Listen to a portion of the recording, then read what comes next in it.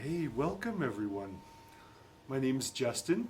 Should we start by just going around and say a few words about ourselves, our names, and maybe the kind of work we're doing, the kind of activism we're involved in, and any interest in writing, any reasons why you're interested in writing? Sure. Just unmuted you, Cheney. Sure. My name's Cheney.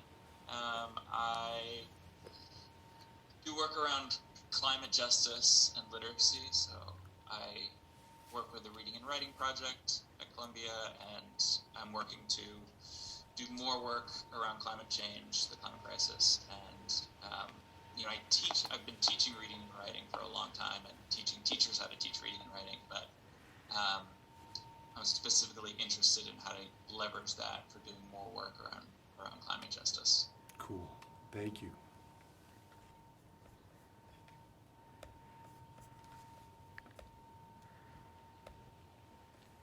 It can go.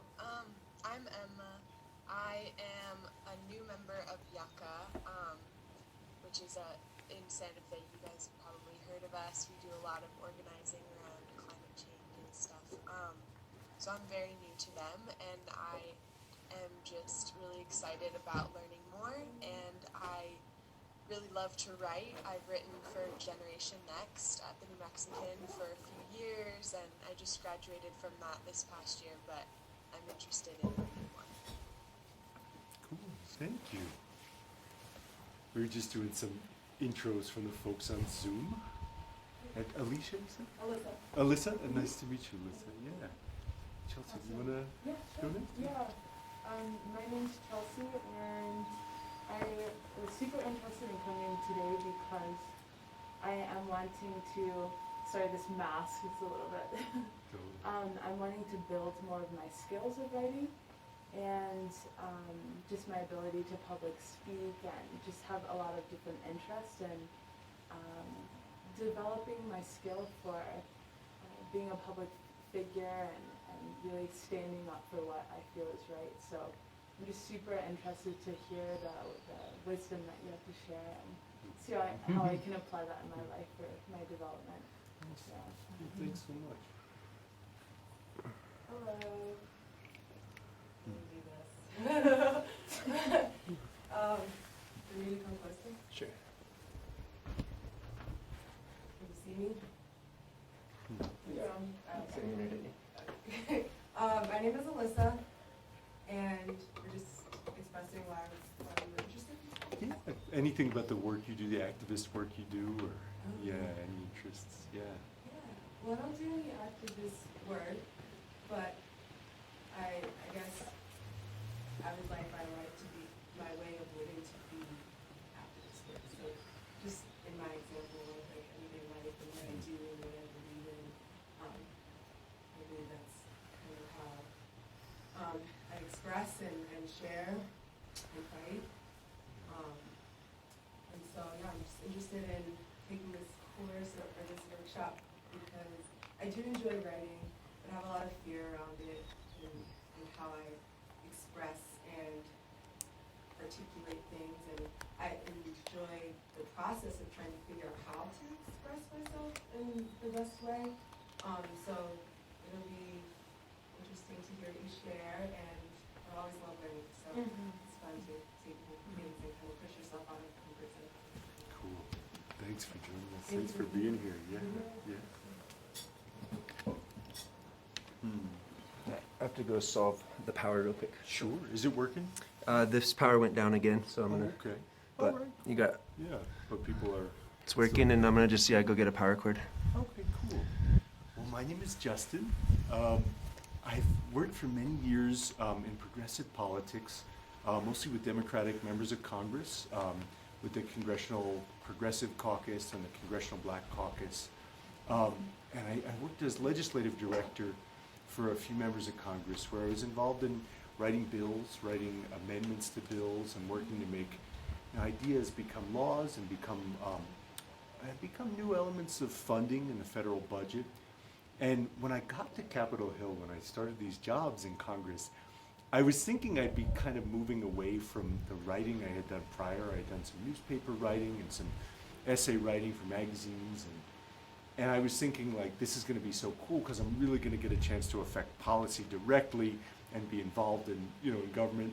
And as soon as I got there, I realized writing was like the most useful way to affect policy, like by getting articles published for a lot of different reasons. During that time when I wound up in Capitol Hill, the other party, the Republicans, ended up having control of Congress. So even though it was the Obama administration, there wasn't a lot we could actually do, given that we were in the minority. So I realized soon that writing op-eds and blogs in particular was a really good idea, a really good way to kind of crystallize like the different ideas as policy points and the different arguments for policy and the statistics and what we needed to say. So in this workshop, we'd love to make it as participatory as possible. Anybody who wants to add anything, whether on Zoom or here, please stop me anytime. But I'd love to just share what I've learned over the years since leaving DC and moving to Santa Fe about 5 years ago. I've been doing a lot of writing for different newspapers and magazines and helping some think tanks and foundations with their writing and advocacy operations. So I'd love to just share with you what I've learned and what I know. It's just a humble offering and to learn from you, about anything that's worked from you or answer any questions that I can. So the way I'd love to structure this is to offer first a few framing thoughts about why it is so helpful, I find, for the work of public policy and activism and advocacy, for those of us working on issues, to be doing this kind of writing for op-eds and blogs in particular, and some thoughts on some ways we can use these materials beyond just getting them published, and then some ways to generate ideas and some kind of ways to think about our objectives in writing and communicating. And then I want to offer a framework that's kind of a simple, kind of funky way to describe how I go about the process. And that framework is a way for me to share a little bit about what I've learned about the process of structuring and then crafting an op-ed. So, yeah, cool. And then we'll conclude really by looking more at the process of kind of the nuts and bolts of how it actually works to get something published.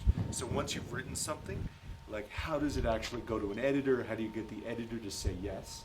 And then even beyond that, once it's in the newspaper, once it's in a magazine or online, what can we do with a piece of writing so that we're actually getting it to a decision maker who can, whether it's in government, in local government, or in business, whatever it might be, that we're actually getting material to the people who can make the decisions. Cool.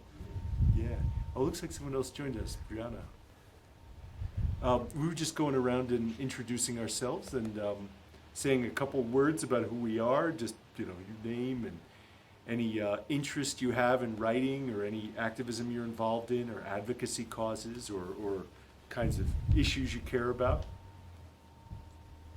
Hi there. Sorry I'm late. I got the time zones wrong. My name is Brianna. My pronouns are she, her, they, them. I work in a company that focuses on diabetes care and education, and so part of my writing is about health disparities and social determinants of health related to that population. Cool. Thanks for joining us. So I'll get started, and again, feel free to stop me anytime, but I'll just run through first some thoughts on why this kind of writing matters. So sometimes we hear the word op-ed and not really sure what it means. A lot of folks feel it means opinion editorial. It's actually opposite editorial. It's the page of a newspaper that's the opposite where the newspaper gives its own editorial opinion section.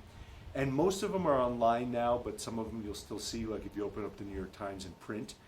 And it's a kind of writing format that's usually somewhere between 500 and 1,000 words, and it's usually focused on some kind of persuasive objective.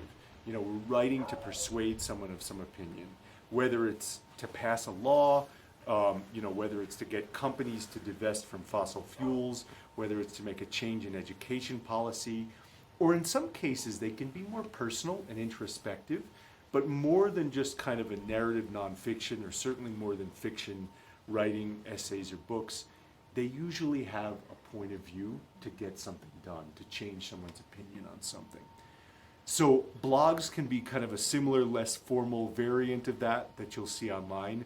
It's not just for people like who have a blog that they maintain, but it can be a guest post on a website that you might read, whether it's a local or a New Mexico blog or something national.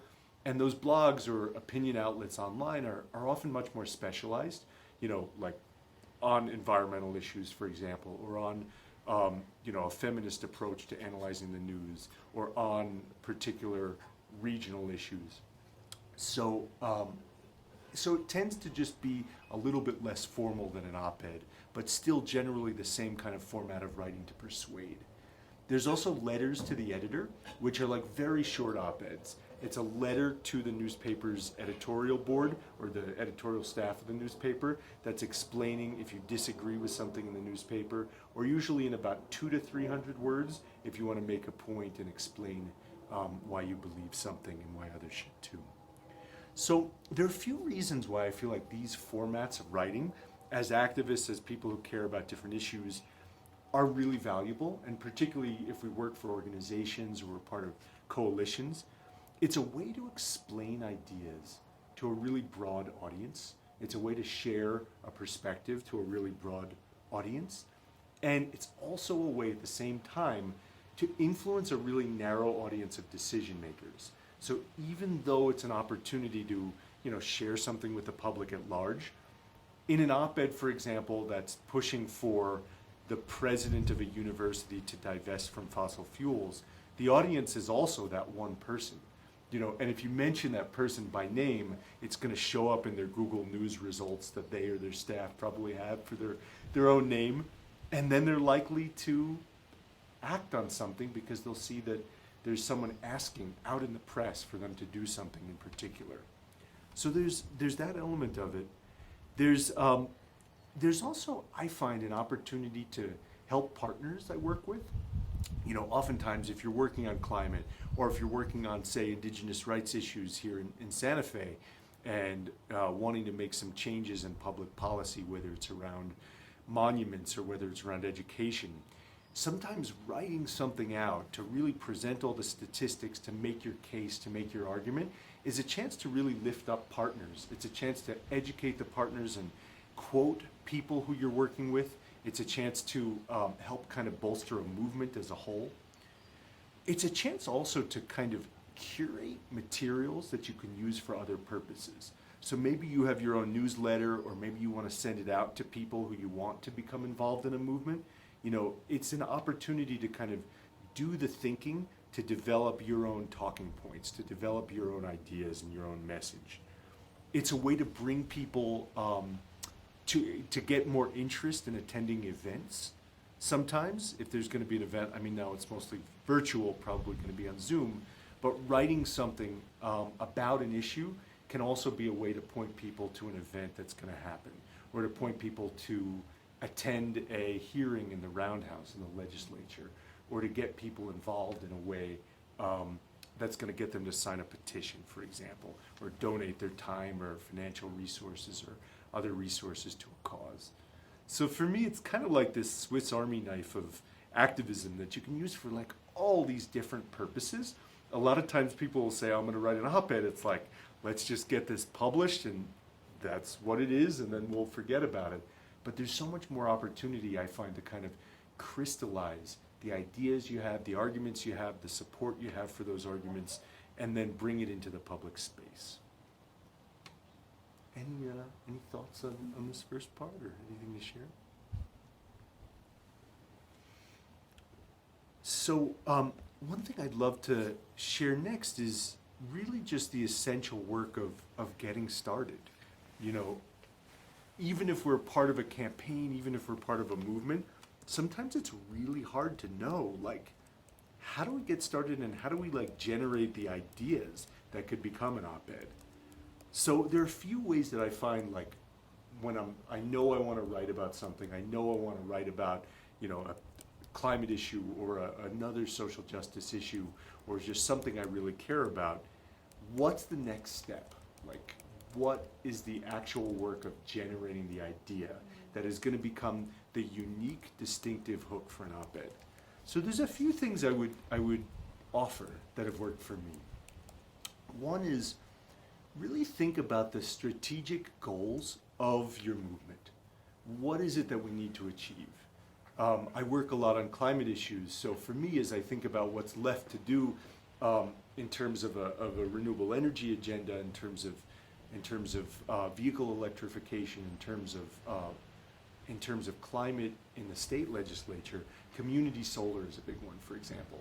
So when I think about community solar, I'll think, what are the actual next steps we need to achieve, and who do we need to convince? And contemplating those questions of what we need to achieve sometimes is a really good way for me to brainstorm what to write about.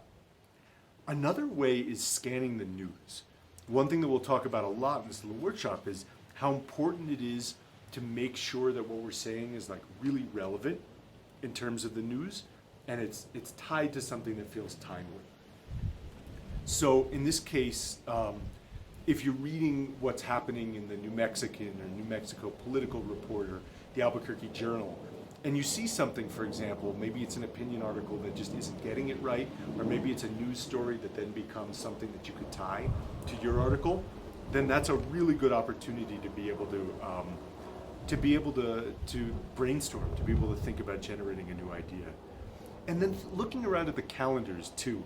You know, if there's a key anniversary of an event, for example, or a new book is coming out, or there's going to be a legislative hearing on an issue, or there's going to be a major event happening, those are all good ways to find something that's timely and to help generate an idea. But for me, there's kind of another more like contemplative layer to the whole thing, which is just like really going deep inside and saying, what is it that I really want to say?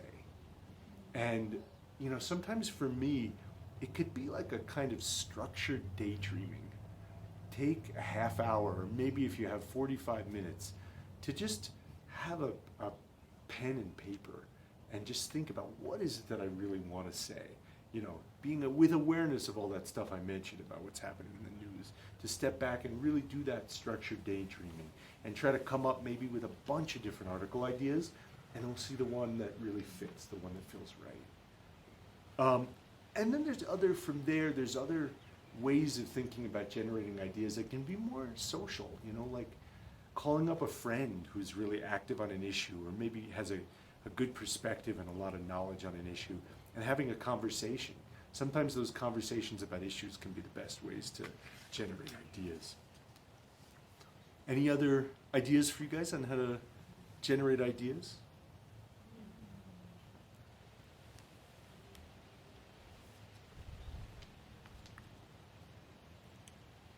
Yeah, if anything comes to you, just stop me anytime. So before we get into this kind of framework, this kind of little toolbox that I'd love to offer you, I sometimes think about there being this like triangle of like the objectives that we have as a communicator. I mean, Chelsea, you mentioned, you know, you're interested in doing more public speaking and being out there. And I think this like triangle of three things like really is effective with public speaking as well. So these three things you sometimes hear in like ancient philosophies about these three sides of this triangle: ethos, logos, and pathos.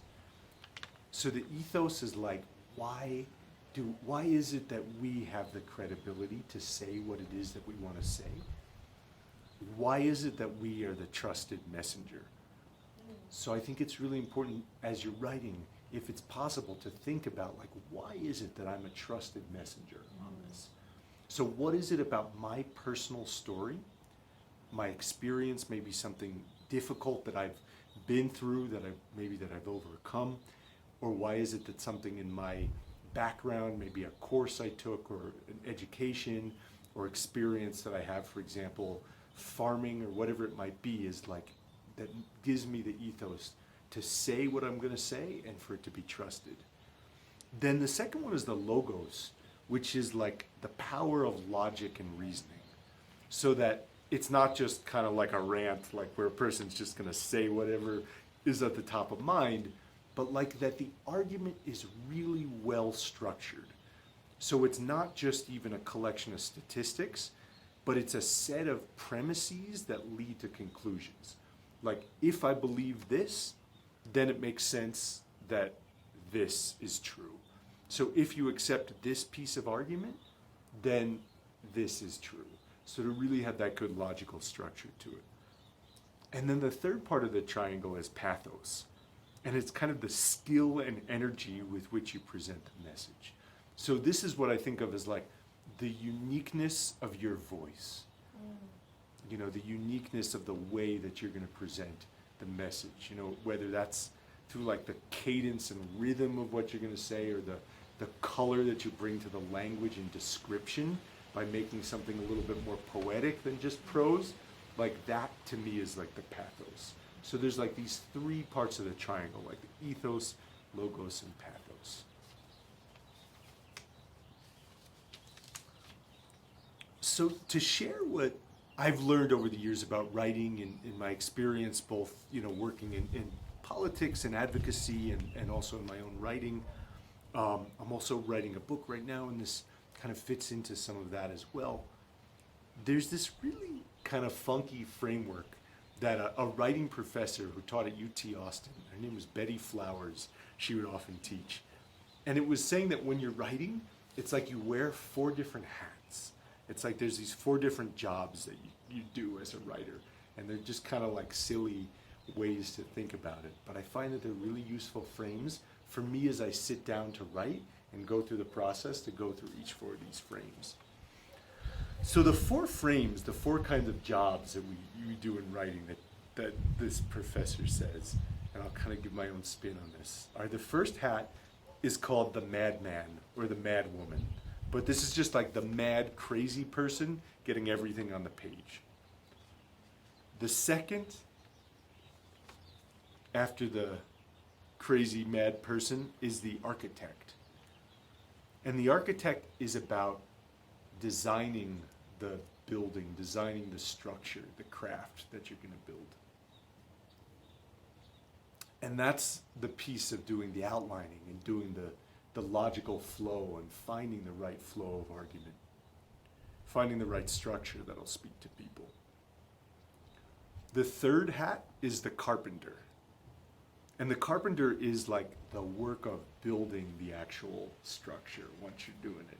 So it's wordsmithing. And that's where the pathos really comes in. That's where like the uniqueness of your own voice comes in. And the fourth hat is the judge. And that's deciding what stays and what goes. And really the editing process, but having fun with the editing process and going a little bit deeper than just like checking is this grammatically correct or not, and you know, trying to figure out that right flow.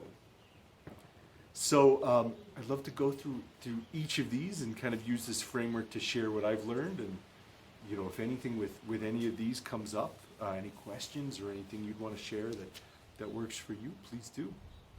So the first hat, the madman, madwoman, crazy person. The way I think of this is non-judgmental, free, blue sky thinking.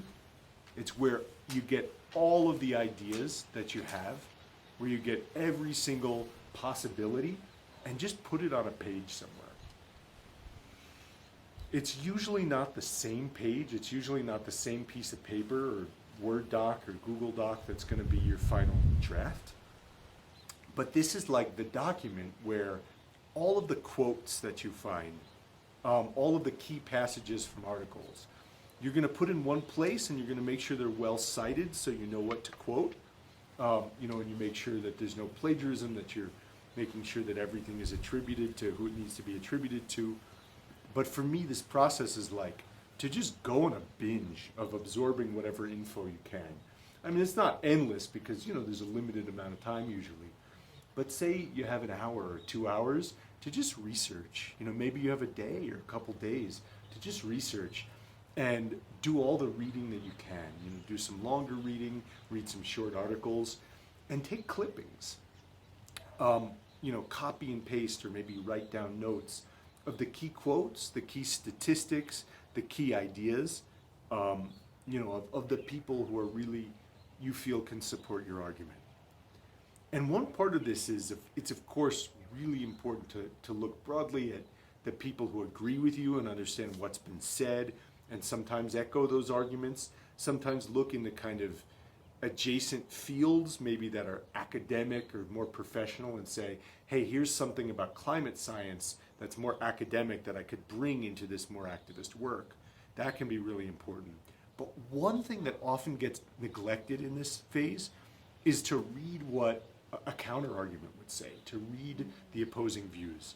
And, again, use the example of climate, that doesn't necessarily mean going and reading, a full-on climate denier. It just might mean someone who's like saying, no, a better way forward would be this more gradual approach, or maybe even do this, in a more direct way. So to go and find people who disagree with you, and I find that in digesting those views of people who disagree with me, it makes my writing so much stronger. And in this kind of initial phase, it's an opportunity to really think through how to make sure that the argument is really going to be convincing, so you're not just preaching to the choir.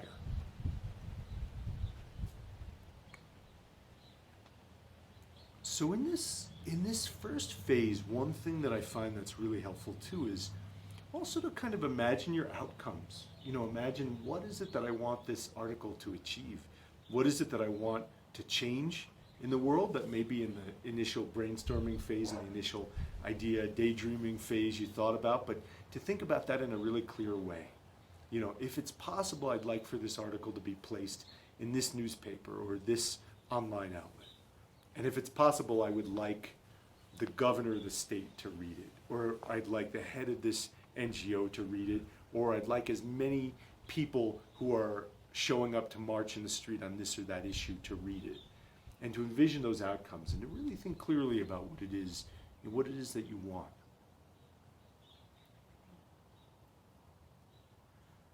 Anything that comes to mind that works for you all in this kind of brainstorming phase, in this kind of free thinking phase?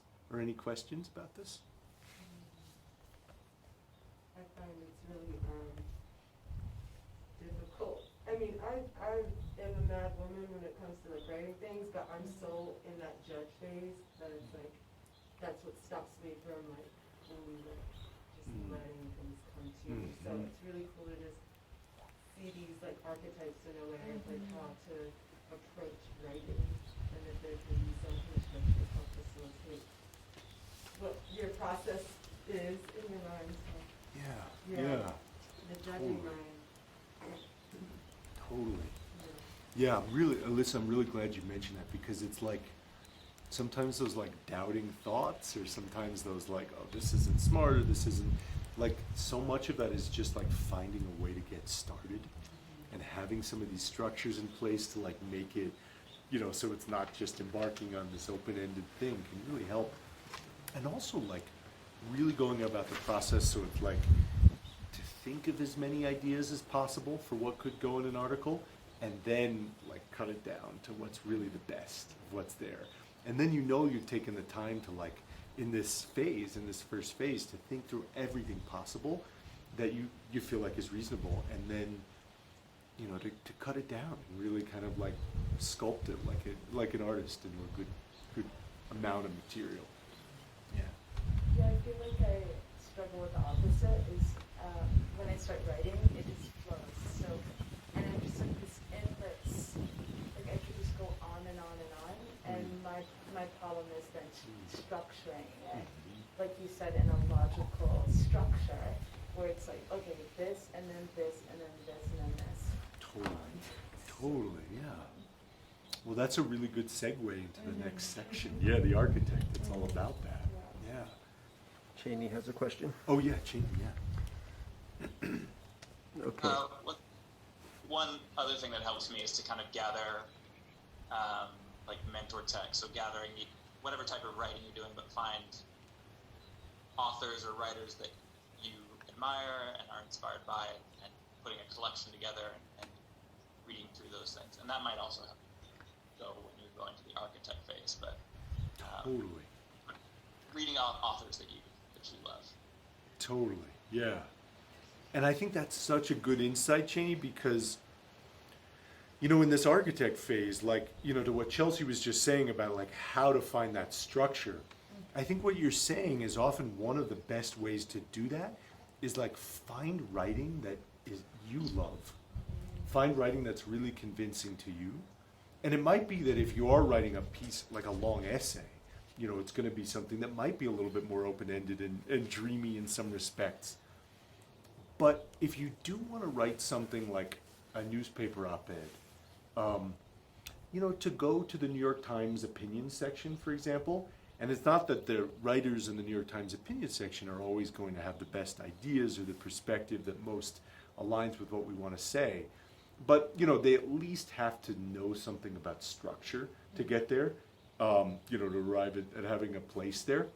So to look at those articles sometimes, and this is starting to get into the second hat, the architect, to look at some opinion articles that seem really strong to you, that seem really convincing, really polished, and rather than reading them as you typically would as a reader, read them as though you're diagramming them. You know, read them as though you're saying, what is each paragraph doing?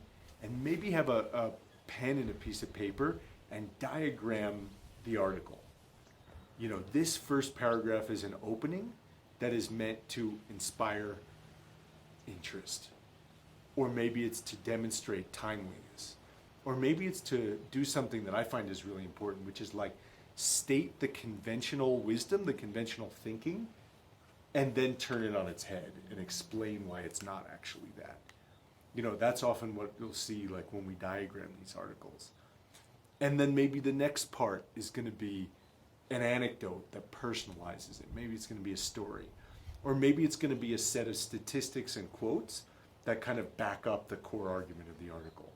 So to look at the article and to say, what is this structure? What is this writer doing? And what's the core message? You know, if there's kind of a core thesis line, what would that line be? And if there's a call to action, what would that call to action be? And if there's a conclusion kind of summarizing, what would it be? Yeah.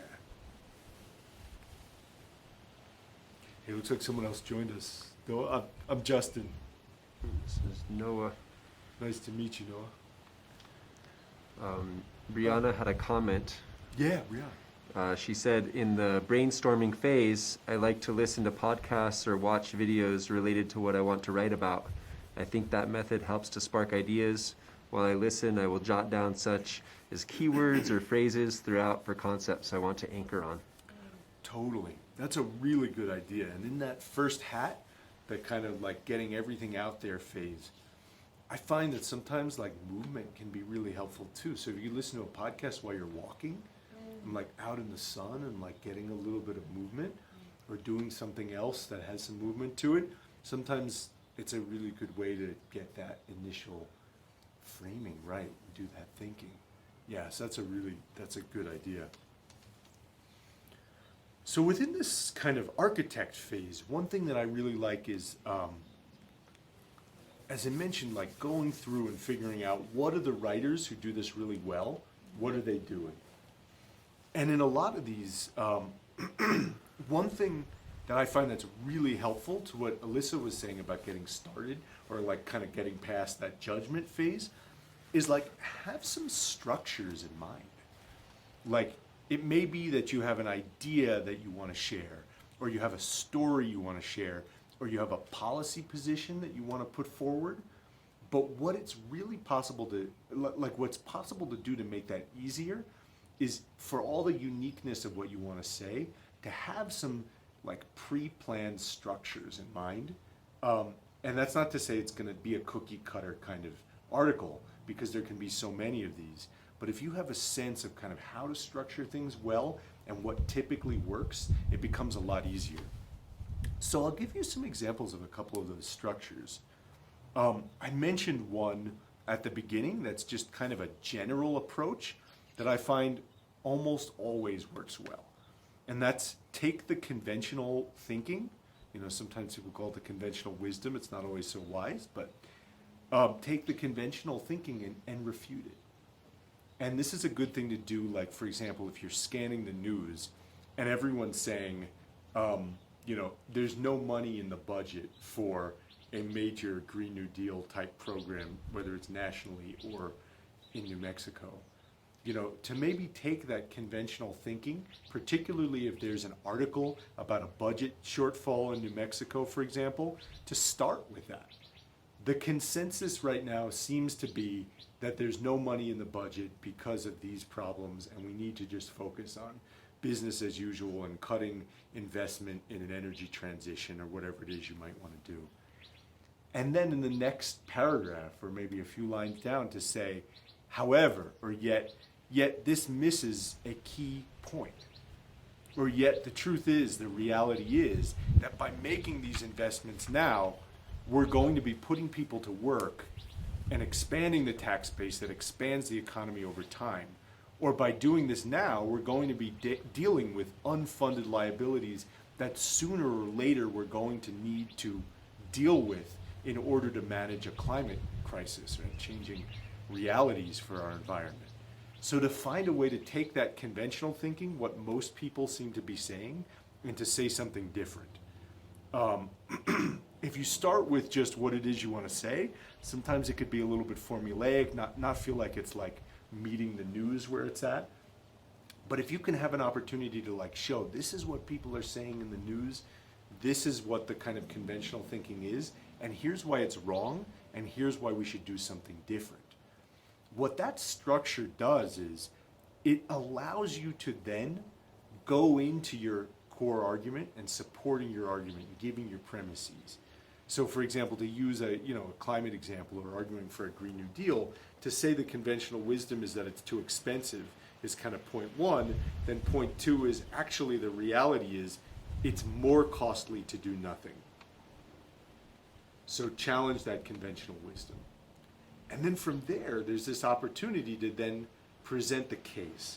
And when you're wearing the first hat, the kind of madman, madwoman phase, it's like all that research you're doing, then that's where that comes in.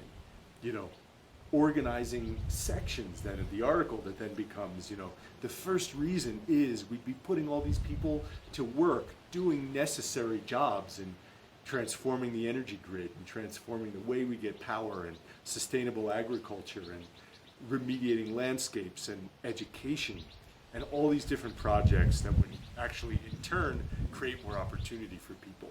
So that's, that could be one point. And then another point could be, what I mentioned before about these being issues that we're going to need to pay for sooner or later. So we might as well do it now when it's less expensive than it will be later. And so on and so forth. So to then kind of structure the piece around your arguments behind that core thesis. So like conventional wisdom, actually that's not it. Here's a better way to think about it. Here's why we should think about it this way. Here's the statistics. Here's the arguments. And then if it's possible, that could lead you to a very clear course of action. Here's what legislators in New Mexico need to do in the next session. Or here's what businesses could do. Or here's a new agenda for activists. And then to get as specific as possible on that. So that structure kind of can be more or less the same for like an opinion style, like policy-oriented piece, oftentimes. But there's a lot of different ways to get started. It doesn't always need to be like taking the conventional wisdom and countering it. Sometimes it's a story. Sometimes it's a personal story. Sometimes it's an example. Sometimes it's a historical parallel of like 50 or 75 years ago, this was happening in the civil rights movement, or this was happening in science, or this was happening in the economy. And here's what we could learn from that, and then going into the message. So there's a lot of different opportunities here to just kind of get creative. And I think to what Cheney said, I think going through and finding examples of what really works in the writing that you're seeing, and to collect ideas based on that. So a few things to think about as you do this architecture phase is, as you do the kind of diagramming different other people's articles, like, and really get a sense of how to structure, like learn from people who are like, you know, again, even if you disagree with them, or even if they're not the best writer, but like if they're writing something that's in a short section in the New York Times, you know, in a short format, they have to have at least gotten some basic command of that structure. To take some time and like find your own groove in figuring out how to diagram. Like what works for you in terms of how you're able to do that diagramming. So it might be that you have your own little like notes, you know, maybe like this is the news hook and there's like an NH or whatever it might be, or like this is supporting argument 1, like S1. But to have your own little way of diagramming in notes, that could be a really good way to study.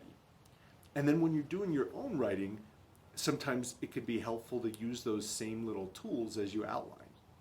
You know, the structure is going to be, I'm going to take the conventional wisdom here, and I'm going to start with what we often call like a news hook, which is like, here's something that's happening in the news.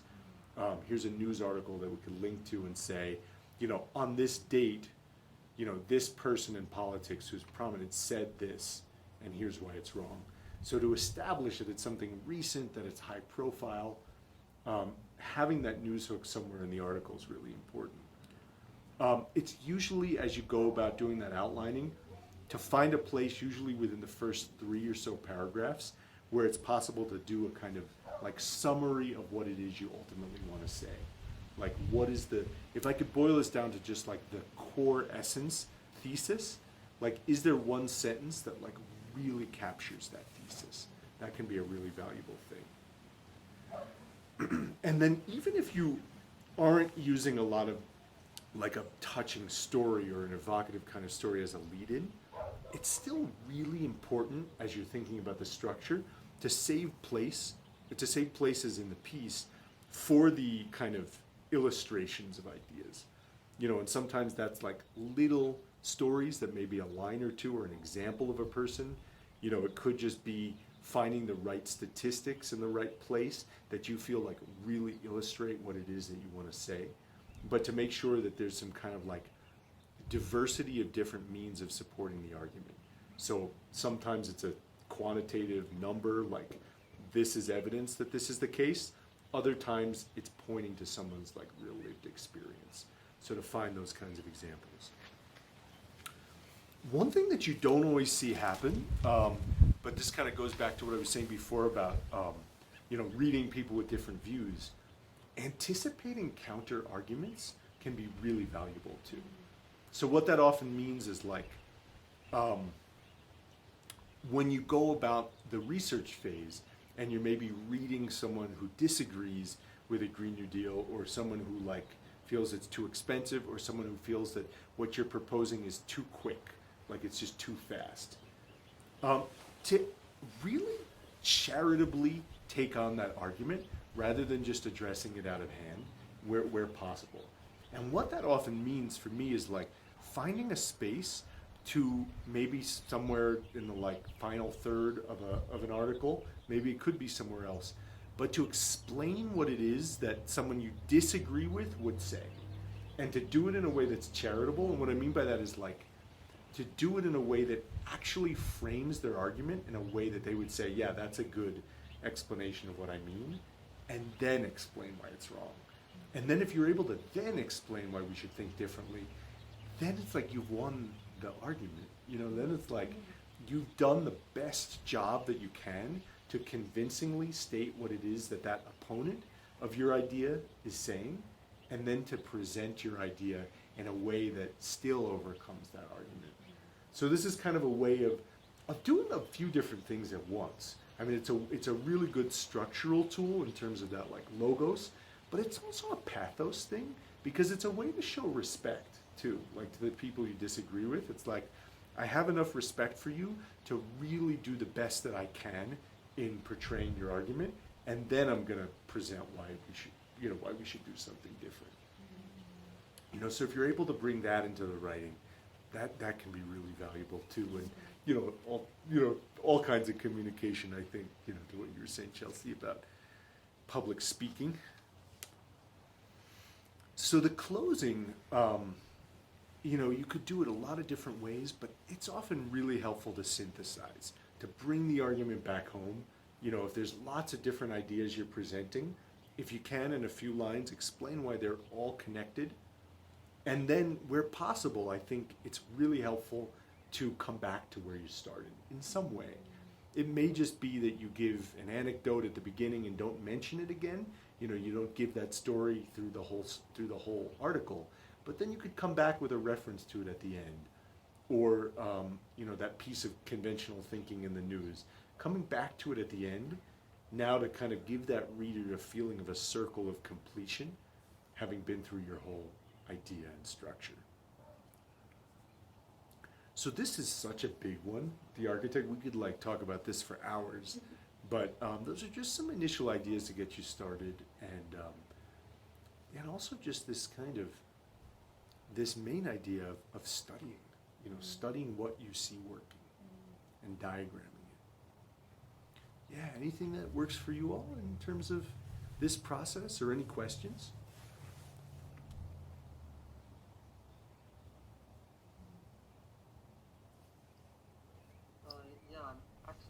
I was actually kind of interested in. Oh, I can't hear so well. About So could you say that again? A little louder, Noah, please. Oh, I'm sorry. I was interested in the thing you said about how it was important to respect the people who disagree with you, and I do agree that it not that one should avoid just blatant dismissal and insults, but I was interested in cases where people who oppose something like the Green New Deal are very clearly tied to fossil fuel interests.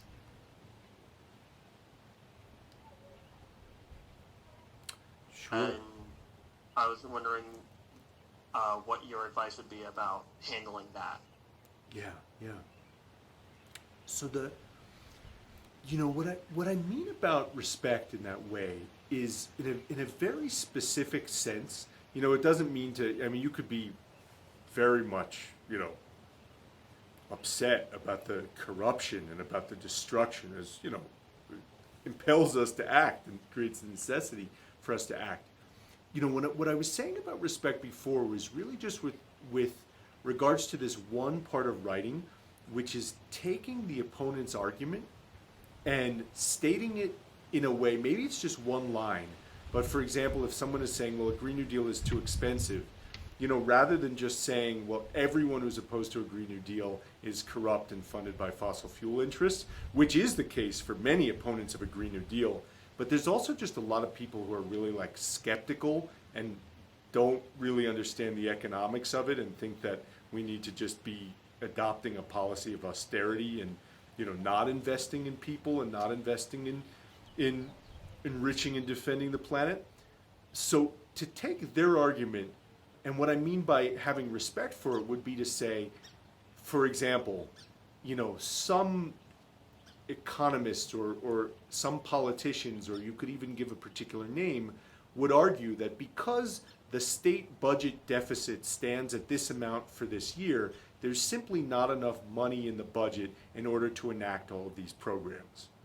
Something as simple as that. To just state it clearly, pretty much as they would say it, and then to say, however, what this misses is the fact that there are many other revenue streams that we could go to, and over time these investments would yield benefits that would overcome their skepticism or their dismissal, because over time the way to improve the budget outlook is investment in these outcomes, and employing people and making sure we're dealing with the liabilities associated with climate change, and that's ultimately the way we're going to have a solvent budget.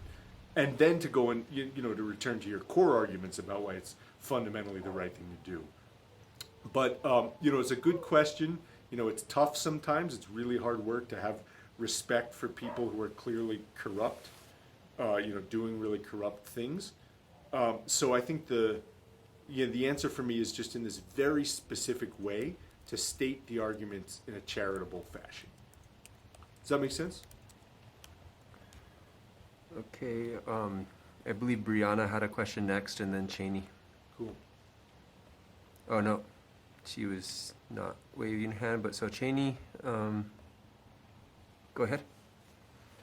Yeah, I think about this a lot too. I think Justin kind of already mentioned this, but it's important to be judicious of which arguments you're giving a counter argument to. So like, and not falling into the trap of false equivalency. So you might not, especially in the space of like 200 to 300 words or 5, you can't take on all the counter arguments, but you might not take on the counter argument of like the fossil fuel industry. But you do want to acknowledge like reasonable counter arguments in a generous way, and maybe not even pay attention to the ones that are more outlandish. Totally. That's a really important distinction. You don't want to be like carefully stating and then refuting like a QAnon conspiracy theory, or whatever it might be. But it's like, yeah, the arguments that are basically the other arguments that you're seeing published in an outlet or in a newspaper. Yeah.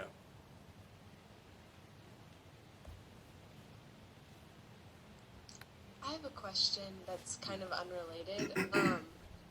I was wondering, like, sometimes it helps me when I'm writing a piece like this to, like, get out of my own voice and, like, my own personal experience and, like, maybe conduct a few interviews. Like, I know in general op-eds maybe don't have as much, like, interview and, like, direct quotes from people, but I'm wondering if you have any, like, advice on, like, how to include those types of things, like personal experience from other people. Yeah. Totally, yeah. And that's one thing it's a good segue into this next section, because it's really thinking about, what are the voices you want to include. I think in that first section too, with this first hat of the brainstorming and coming up with the ideas and the materials, sometimes it is, as you said, the voices of other people, whether it's an expert opinion in an article or just a friend who has a kind of the ethos, the standing to talk about the issue in a conversation. As this person shared with me, sometimes, particularly if that person like has lived experience in something or has some expertise one way or another, that can be part of a supporting argument. Sometimes it could be, as we mentioned, kind of in the intensity of a story or in the meaning of a story, but other times it could be based on the authority of that person that you're talking to. If the person is a professor of something or written a book about something, or someone who has just like been truly experiencing the effects of something in their own life, I think that could be a really valuable thing to bring in. And I think with those quotes, to your question about how to bring in those other voices, keeping them relatively short, particularly in this format, is really important. Making sure it's punchy and clear. And that's, again, that's a really good kind of segue to the third hat, the Carpenter, the wordsmithing. Because one really important element to all of this isn't just the kind of structure of the argument you're making, but in line with what I was saying about pathos, it's the way you're saying it. And sometimes that comes down to like a very fundamental level of the kinds of things like we're not usually taught to pay attention to in a writing class, which is to say, like, even thinking about the rhythm and the feeling behind words without reading the words themselves. So what I mean by that is when you look at your writing, rather than just saying, okay, I'm going to read this out loud or read this to myself, say you do read it out loud, how does it feel? Does it feel choppy? Does it feel disjointed? Is the rhythm right? Is the cadence right? Does it feel colorful enough? Does it feel heartfelt? Does it feel like the message is really coming from a place of real conviction about something, or it's just kind of going through the motions and stating some ideas? So, like the last section, there's like so much we could say about this, but I'll share just a few little things that I found to be really helpful. One is to diversify sentence structure. And as you think about like the cadence and the rhythm of the writing, you know, are the sentences just a bunch of short sentences that feel a little bit like too in your face and bland? Or are they tons of long sentences with lots of commas and maybe semicolons and like running everywhere? And it just feels like it loses people because it's so much kind of complexity in that way. Neither one on its own is bad. It's just really important to be thinking about diversifying the sentence structure and thinking about the silence between the sentences. You know, that period is a marker of taking a break. It might just be a momentary break, like a nanosecond break in reading, but still that like period is a break. So in thinking about this like wordsmithing, going beyond just the usual how's my voice, how's my tone, but thinking about the structure, thinking about that rhythm first. And one kind of rule of thumb around this that I've heard before is that it's kind of an intense phrasing of this, but the power of a short sentence is a function of its proximity to long sentences, which is a fancy way of saying, like, if you have a long sentence explaining a complex idea, then you have a short sentence that's like, here's the essence of what I'm saying. So diversifying that sentence structure can be really important, I find. And then in the writing itself, you know, thinking about like, is this colorful enough? And the best way to do that, you know, is it colorful enough? Is it bringing the reader into the experience of something that's going to be engaging? And the best way to do that, I find, is through bringing the reader to something tangible. And I know in like a opinion article writing to make a policy point of view, like bringing someone to a tangible experience doesn't like usually register, it doesn't like come to mind. But like if there's an opportunity for you to describe the scene in a congressional hearing room, or the feeling there, or what the tension was like, or the kind of drab gray color of the room, or the intensity of a person's eyes, one thing that'll allow you to do is, amidst all the facts and figures and theoretical arguments that you're bringing, it'll bring the reader back to a kind of somatic experience. Just those little bits of explanation of something sensory, description of something sensory, can help bring someone back into the body. And it's something that, you know, takes some creativity to do. And there's different degrees of it too. Sometimes we could do it through like metaphor or colorful comparisons, you know, rather than just saying, you know, how many people are affected by a certain medical conditions, to say like, this is as many people as live in Chicago, or to give some kind of comparison to help people conceptualize of what a number means. So that's a really good way to think about, like when it comes to, you know, metaphor and simile, for example, too. If you're gonna create a metaphor of something, is it serving to help illustrate, you know, what is it that I'm actually saying? What is it that can actually, that the reader can actually understand from what I'm saying? You know, a diverse set of readers. So that could be a really helpful thing, but a really important part of it is to just make sure to not fall into cliches. If something feels like a metaphor or simile that you hear all the time, or that feels like kind of like cheesy and folksy, like maybe once in a while, but it's pretty rare that would actually, you know, actually work well in original writing. Yeah. Cheney, were you going to say something? No? Oh, okay. So some other like related rules of thumb, like helpful pointers for me, I think are, where possible, like being descriptive, like going from the abstract to the concrete and the real, to be specific. If there's an opportunity to make an argument about something and to speak in generalities, like, you know, we were talking about a Green New Deal, we need to support a Green New Deal, we need to deal with climate change.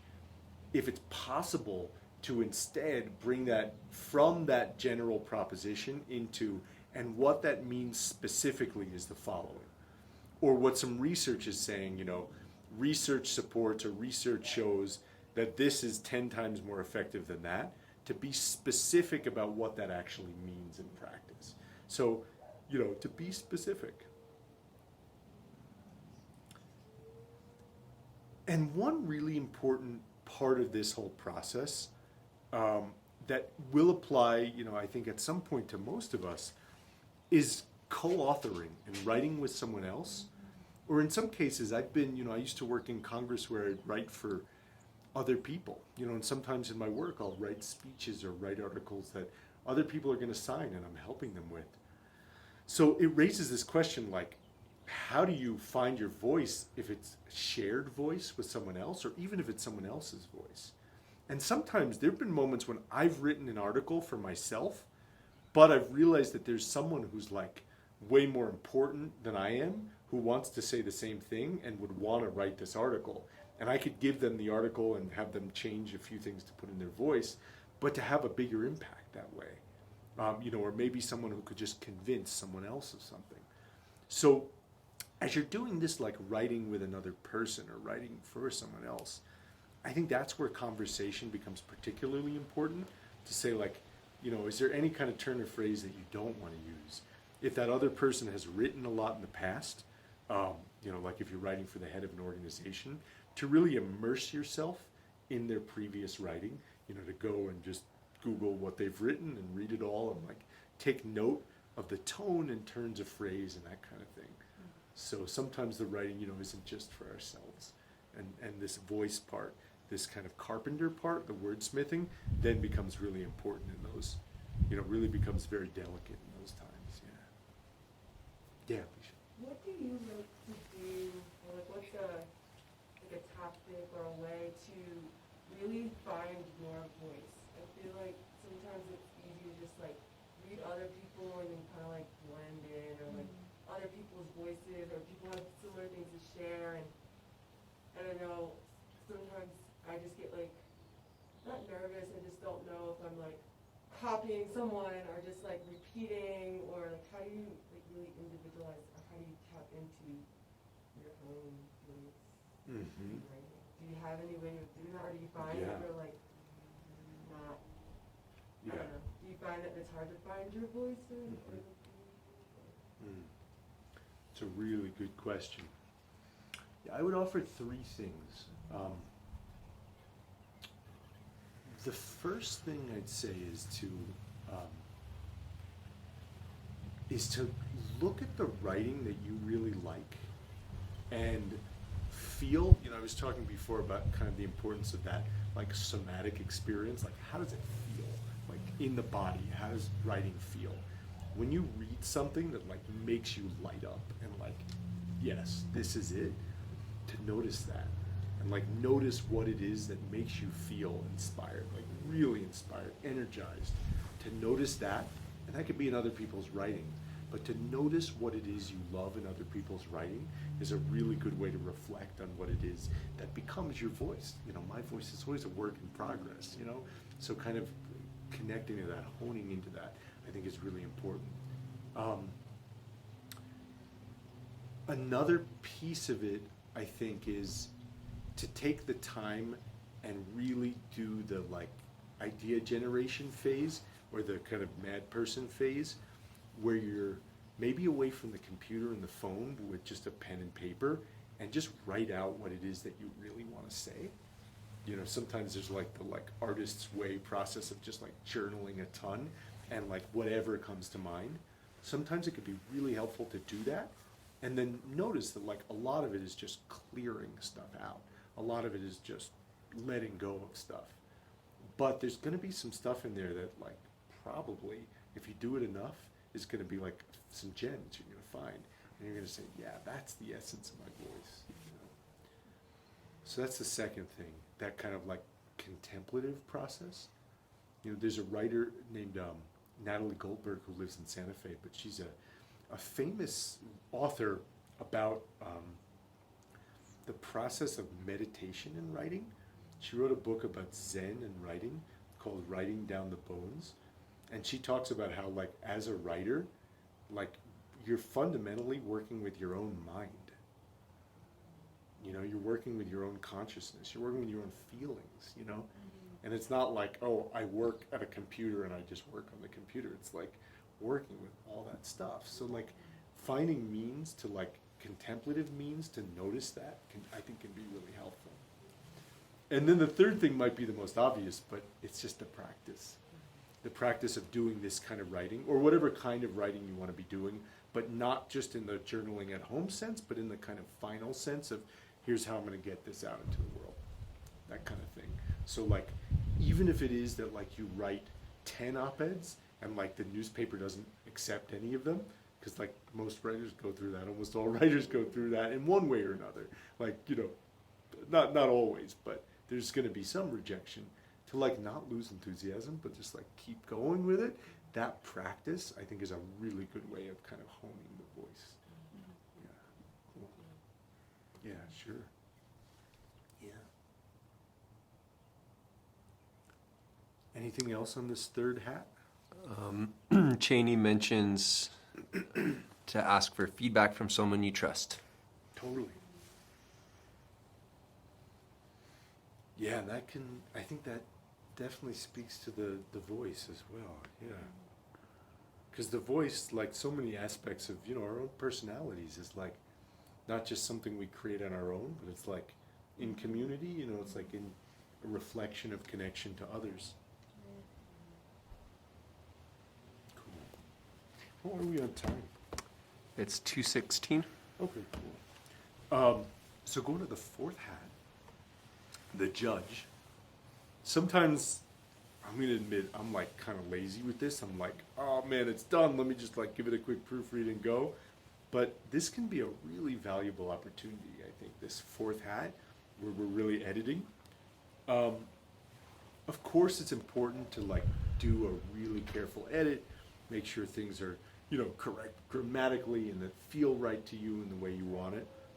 But I want to offer a few things in this judge process that have worked for me, and this kind of relates to some of the other stuff we've been talking about like respect and knowing the audience. That's like reading your article, imagining you're someone else, and imagining you're a few other people. Like try reading it as a total skeptic.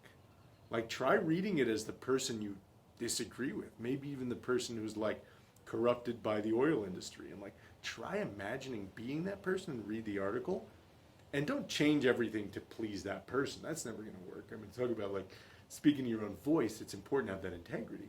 But if there's anything you could add or improve to the article that could help convince that person or move that person a little more, this practice of like reading it as though you are that person can help.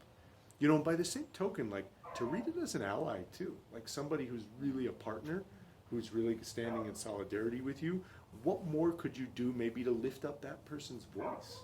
You know, what is it that you could do to like speak in a language that's going to help people understand something that could be helpful to them in their work? And then often it's helpful too to try to read something as the expert. Not that you're going to know all the expertise, but like, is everything supported well enough? Like, is there a statistic that really should have like a link in it, you know, to show that it's, you know, true? And hyperlinks are a really good way to like demonstrate that something is accurate, you know, especially going to a reputable source. You know, it can't be going to Wikipedia, you know, or like a really super opinionated website, but, you know, a reputable newspaper, that kind of thing, or academic journal. And then a big one here in this judge phase is around length. You know, a lot of times op-ed pages have a limit of about 650 or 750 words, which is pretty short. Yeah, it's very rarely 1,000 words. So I think to ask yourself, and sometimes like if you've got like 1,500 words already, it's like, oh man, all this is really important. I put a lot into this, you know? But to really ask yourself, if I can't say it in 750 words, then why? Like, why not? You know, what's the problem there? And then the final thing, then this is kind of like one rule of thumb for this, but it's clarity above all else. If something isn't like really clear. And oftentimes for me, that's because I want to say something in like a super fancy or fun way, which is like fine in itself. We talked about the importance of colorful writing and having like really descriptive writing and feeling. But I think in this judge phase to say, is any of that coming at the expense of clarity? And if so, to remember this little kind of proverb to remember, just clarity above all else. Yeah. Anything that comes to mind for you all or that's worked for you all? Or questions? I think having that accurate feedback has been like the greatest tool from people that I feel have other gifts or different gifts than me, to being able just to share like, hey, this makes sense. What would you do differently? And just take it from there and alter it. But the accurate feedback is like super good. Totally. You know, I think what you're saying speaks to in this phase, like sharing it with people you trust too, you know, that could be a valuable thing. Totally. Yeah. Yeah. Cool. Well, I want to transition now to kind of like, in some ways it's like the less fun, like artistic part. It's more like the like, all right, the business. Like how do you, like once you've done this thing, how do you get it published? Like, and how do you like get the impact? So yeah, I'd love to just share with you what I've learned about that, about getting published. So it's often really helpful, you know, as you kind of embark on this journey of doing this kind of writing to be reading the kinds of websites or the kinds of newspapers or magazines that really interest you and get a sense of what they'll call like their publication trends. So what that means, for example, is, you know, are they publishing people like who are writing about policy persuasion, or is it more just like, you know, narrative essay and fiction kind of thing? Are they publishing people of my political persuasion, or is it more like a, you know, conservative businessy kind of thing? Are they publishing a lot of opinion articles in general, or is it all just news? Are they just like in-house contributors who are on their staff, or do they accept like unsolicited pitches from other people on the outside? So these are all, I think, important questions to look at. And most newspapers, you know, whether, you know, it's from the New York Times and Washington Post and LA Times, all the way to like, you know, our local paper here, the Santa Fe New Mexican, most newspapers do have outside contributors. Almost all have outside contributors, and almost all will share kind of a diversity of opinions, even though there is kind of like an ideological orientation to each paper and each outlet. So study the trends.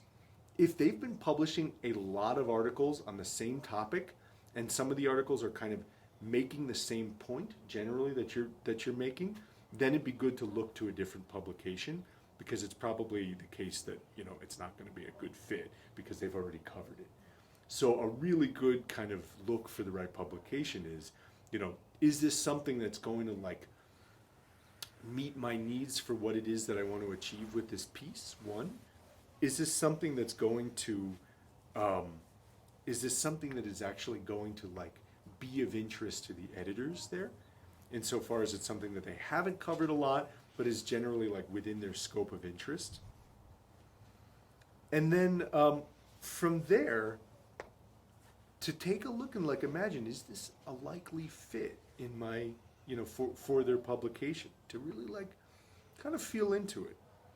And if it feels like it's a good opportunity, like to say publish your piece in the Santa Fe New Mexican, or in Time or Newsweek or The Guardian or the New York Times, or whichever outlet you decide on first, to find an editor there. Almost every one of these opinion places is going to have an email box just for submissions. If it's possible, it's good to find an editor there. And sometimes this requires like a little bit of detective work. But for example, you could go and look on their staff website and say, who is the opinion editor or the op-ed page editor or who's the editorial board, who's on the editorial board in some cases, but it's usually going to be like opinion editor or op-ed or commentary editor. It's going to be a title like that. And see if there's an email address next to their name. It is so much more effective to write to a real person and say, dear so-and-so's name, rather than just send it to like submissions@latimes.com that, they may have someone monitoring, but it takes them like 5 days because they get so many submissions. So when you find that editor, it's important to send the piece in the right way, which is to, address the person if you can, or just say, dear editor, if it's an open box, and to have a very short cover note that usually says, hope this finds you well. My name is, and give your name and say, and I am, and say, an activist working on this issue in Santa Fe, New Mexico, or, I'm a teacher and I work on these particular issues, or, I'm someone who's involved in farming and I'm encountering these issues with respect to climate change. And then to say a couple more things, to give in like no more than 2 sentences, kind of the core argument you're making. And then in 1 or 2 more sentences, ideally just 1 more sentence, to explain why it's timely and new and interesting. And in some cases, your description can do all of that in the first place. But in most cases, you can give the core of your argument and say, this article is timed for the brand new revelations of, this report on climate science. Or this piece is timed for the protests happening in Albuquerque. Or this piece is timed for whatever the timing might be. And that's going to show that it's like newsy, as they'd say, and it's like it's going to feel current, and it's not something that they could just run anytime. Because if you try to enter the mind of one of these editors, what they're thinking is, there's like, even at a small publication, there's probably a lot of people sending stuff in for them to consider. And there's not that much space in any given week. And if it's something that can run like in a year, for them it's really tough to justify why to do it now. So that timeliness and explaining why it's interesting, why it'll be of interest to readers in a concise way is really important. So keeping those cover emails really short, really concise, really kind of just like sweet and friendly and to the point. And rather than attaching your article as a Word document or as a separate document, paste your article into the email itself to go right beneath it. And the same thing applies for, letters to the editor, which, you can usually look on a website and you'll see like opinion submissions, guidelines, and it'll tell you how long a letter to the editor could be or any of that.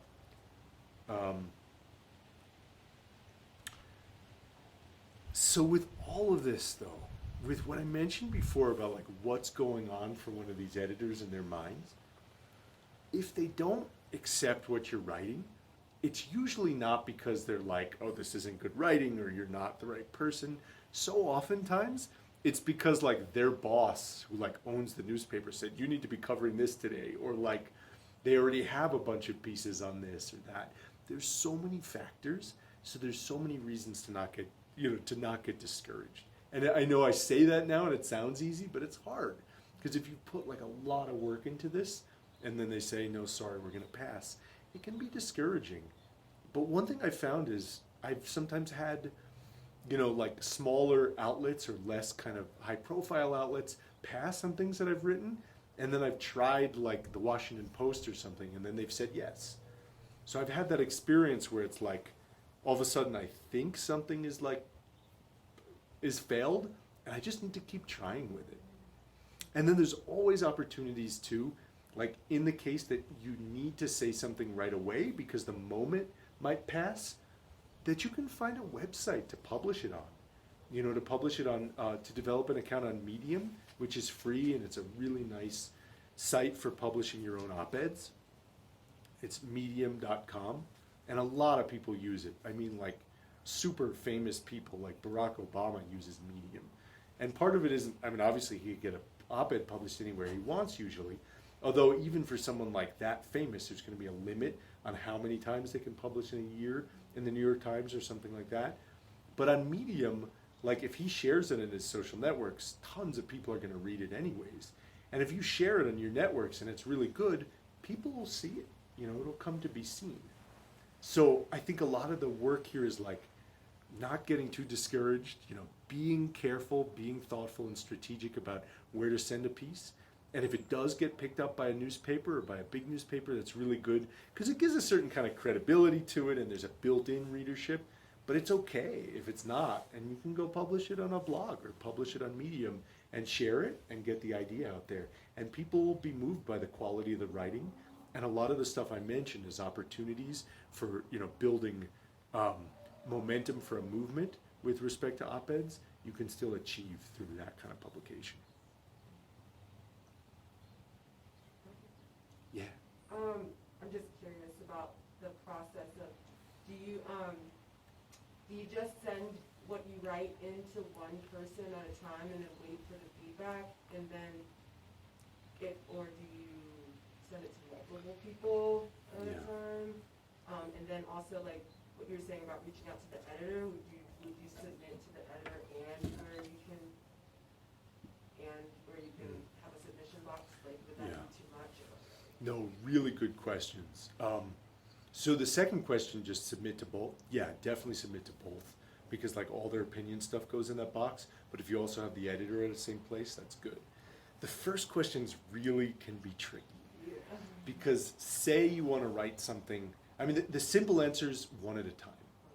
Because, and the reason is, if you submit it to like 3 or 4 people and 2 or even 3 all say yes, they have to be exclusive, and then they'll get upset, and then they're like, we're not accepting anything you write anymore, you know? So you don't want to like, I mean, it would be really good fortune to like have 2 publications say yes, but like, you know, you don't want to make them mad, because it can't be, the same thing can't be published in 2 places.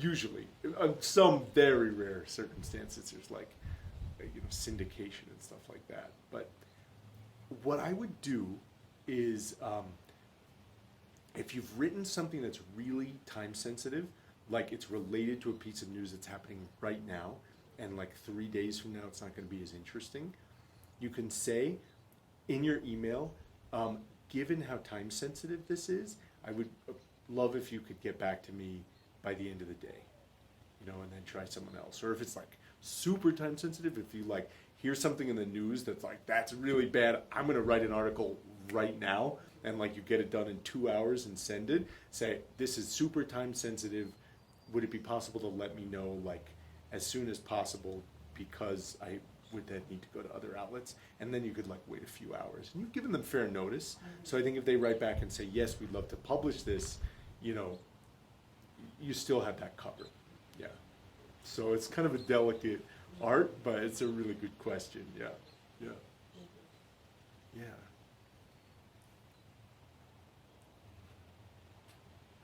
Cool. Anything else on this topic?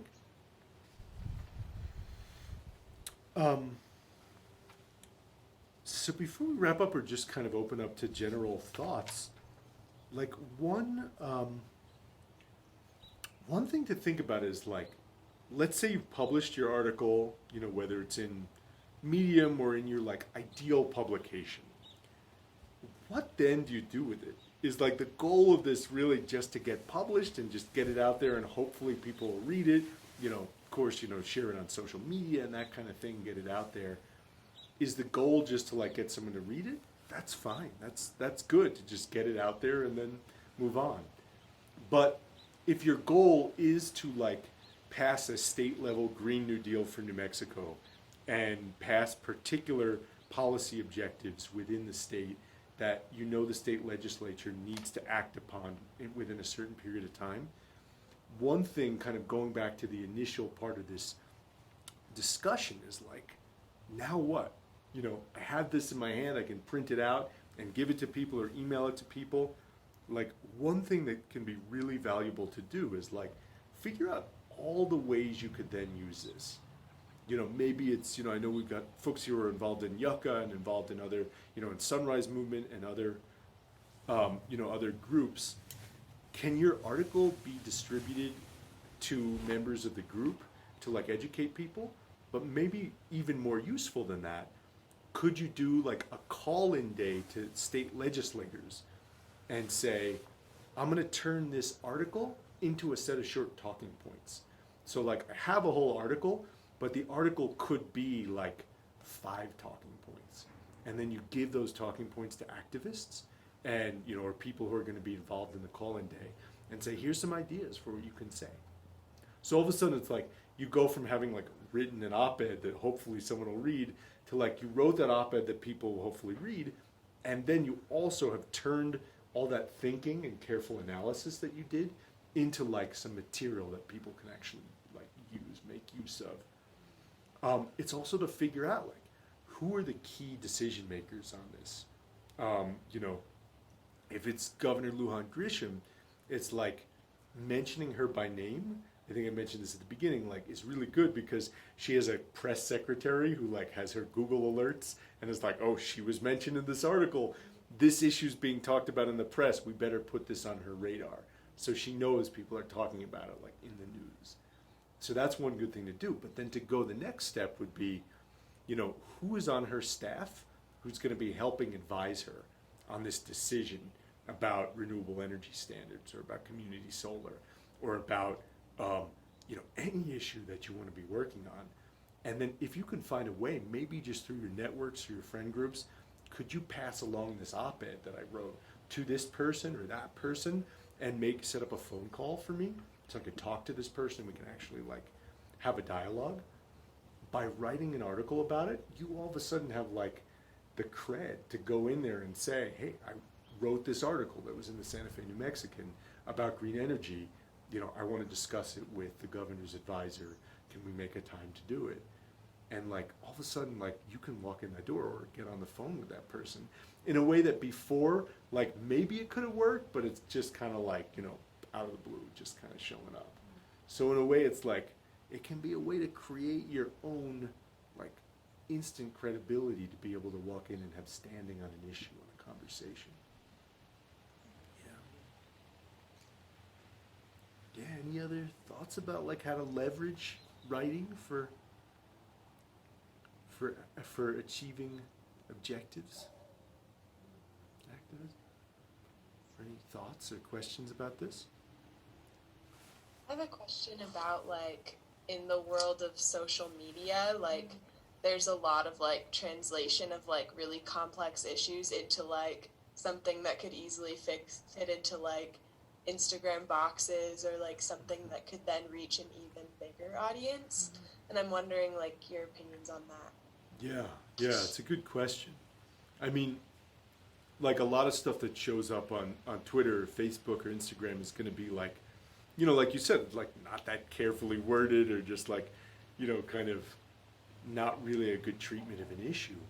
So one thing I really like about this kind of writing then with respect to social media is you can take quotes from your article that are like the right number of characters and then put them up on social media too. And then it's like language that you've really honed and clarified that you're then able to share as opposed to just like the usual tweet. I mean, sometimes on social media there's like kind of the authenticity factor where it's like stuff shouldn't be too polished, but every once in a while it can be really good to like take some quotes from an article that you've written and share those on social media. So it's like you already have built in like content for social media if that's something that you're wanting to do. Yeah. And then in turn that can be a way to, you know, bring people to your article. Yeah.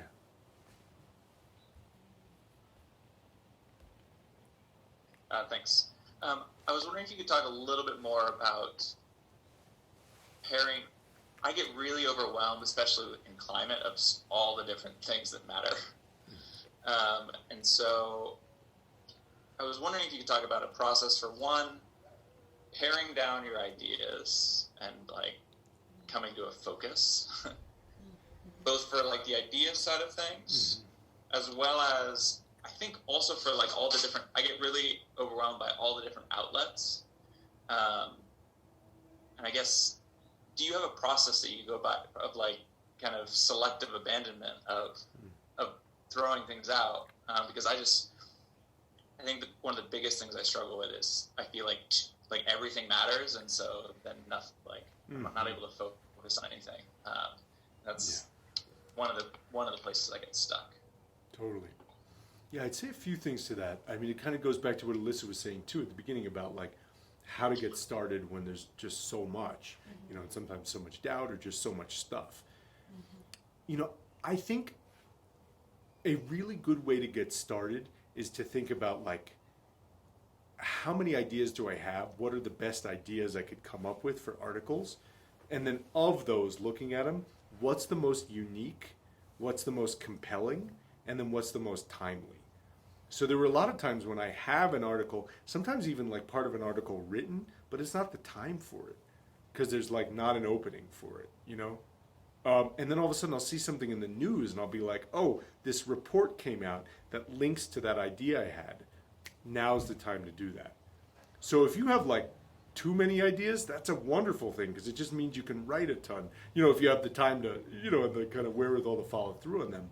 But if you're able to generate a lot of ideas based on the enormity and the scale and the diversity of the things that need to get done, I would say to then write out all the things you care about, write out all the things that you'd want to work on, and then work on honing each one into a unique, interesting, compelling idea for an article. You know, because to say like something needs to be done about, you know, what's happening with the EPA attacking California's renewable, attacking the fuel economy standards, and something needs to be done about like industrial farming, and something needs to be done about,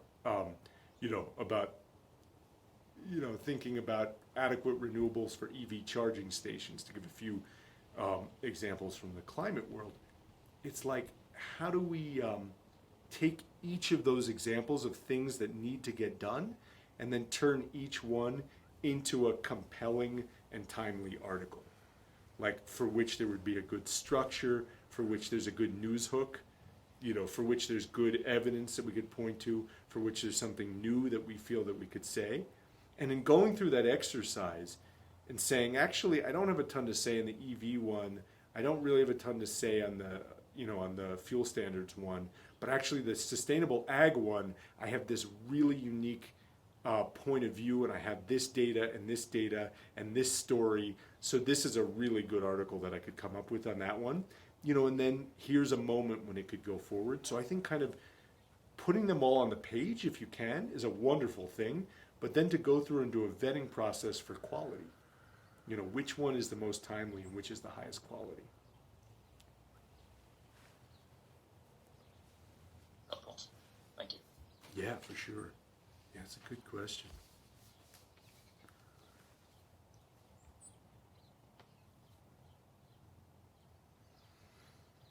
Well, it's really nice to meet you all and get this time with you all, and happy to be a resource for you in the future if you have questions. My email is jm, M as in Michael, Zorn, Z as in zebra, ORN as in November, jmzorn@gmail. So feel free to email me and if you have questions or to look over stuff. Happy to be of assistance if I can.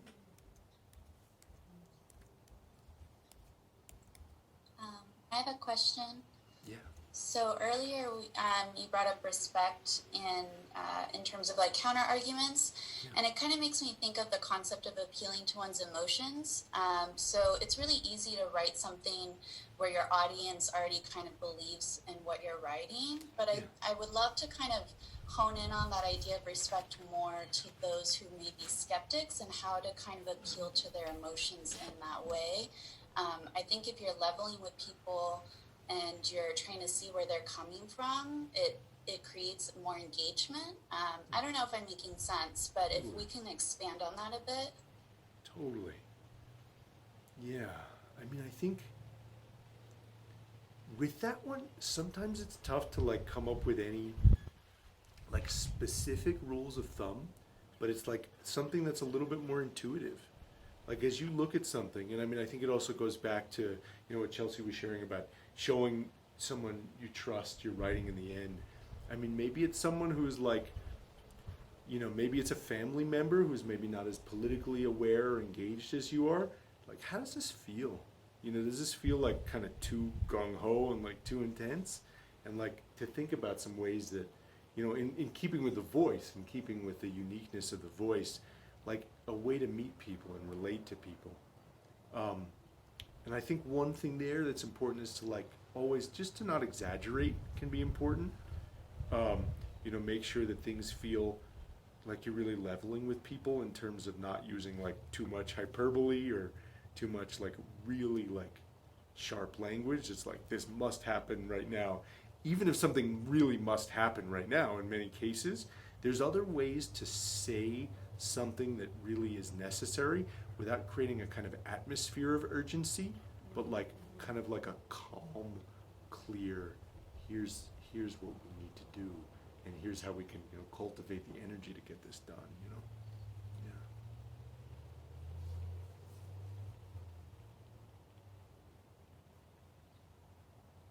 Cool. Well, thanks again, everybody, and really good to be with you.